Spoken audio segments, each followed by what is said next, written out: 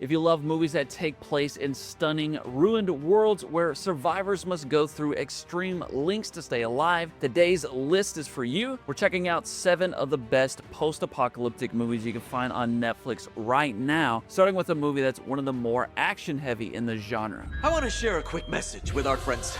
We'd like to walk away with our lives, is option 1. And we'd like to die a painful death in the basement. That's option 2. Option 1. Our number 7 movie is called Badland Hunters, and it's set in Seoul, South Korea after it's been hit by a devastating earthquake. It follows a hunter who sets out to rescue a teenage girl after she is held captive by a mad doctor. Badland Hunters is not a masterpiece of the genre, but it is pretty solid if you want something that's fast moving and pretty action heavy. There's lots of hand-to-hand fight scenes, chases, and violence. It's the kind of movie that knows exactly what it wants to be and leans hard into it. If you want one of the more muscular, high-energy picks on the list, Badland Hunters is a solid place to start. After that is a smart, intense post-apocalyptic movie that features a heavy dose of sci-fi as well. It's called I Am Mother, and it's about a girl who is raised in an underground bunker by a robot, but when a woman from the outside shows up, it starts to shake everything the girl has ever believed. I Am Mother is a post-apocalyptic film in which nothing is scarce except for information. The girl desperately needs to know what is going on outside, whether or not everything she knows is a lie. It's definitely a thoughtful movie that pulls you along with more and more unsettling reveals. If you like post-apocalyptic movies with more mystery and a smarter sci-fi angle, I Am Mother is one of the better picks on Netflix. Next up, we have a very bleak and stripped down post-apocalyptic movie. Come on, come on, come on. Turn the car around. We're not turning around, he's gone! What do you mean he's gone? He's my brother.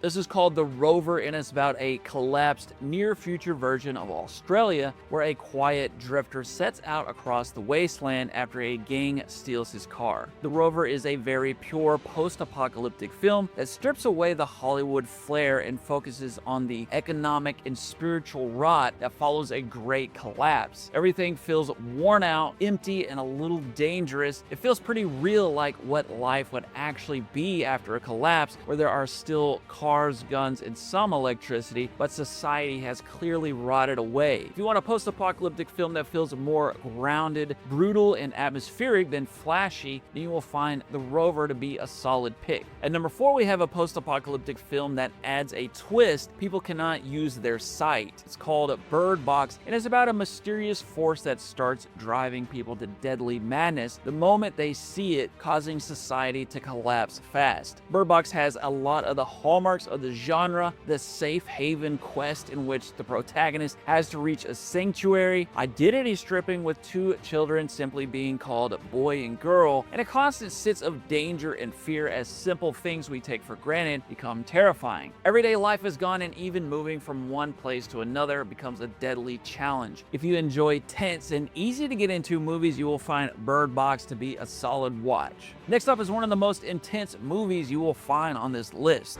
Get back! Get back! All of you! Shut the door!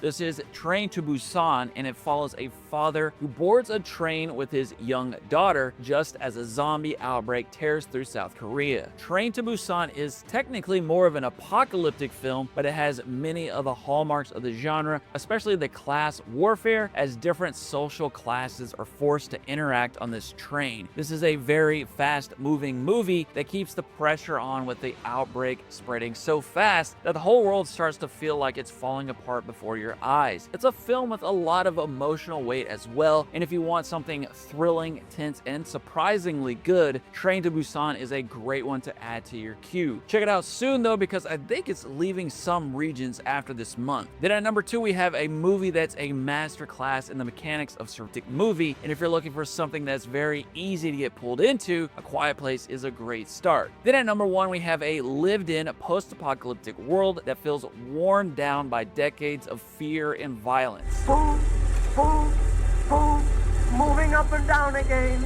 There's no discharge in the wall. This is 28 years later, the third film in the 28 Days Later franchise. It's set obviously 28 years after the original outbreak and takes place in a world that has had a long time to decay, harden, and reshape itself around survival. This is actually a very green movie where cities and concrete have been overrun by forests. It's a very beautiful world at times, but it's also incredibly dangerous. You have a generation of characters who have never seen the world before the outbreak, and there's this interesting tension between the old guard and the new breed who are more adapted to the wasteland. It's a movie that shows civilization as it's trying to rebuild, and if you want something that really throws you into a harsh, fully broken world, 28 Years Later is one of the best options on Netflix. If you found this video helpful, I'd appreciate it if you drop a like and help push it out to other people, and let me know in the comments what your favorite post-apocalyptic movies are. Thanks as always for watching. I will see you again soon.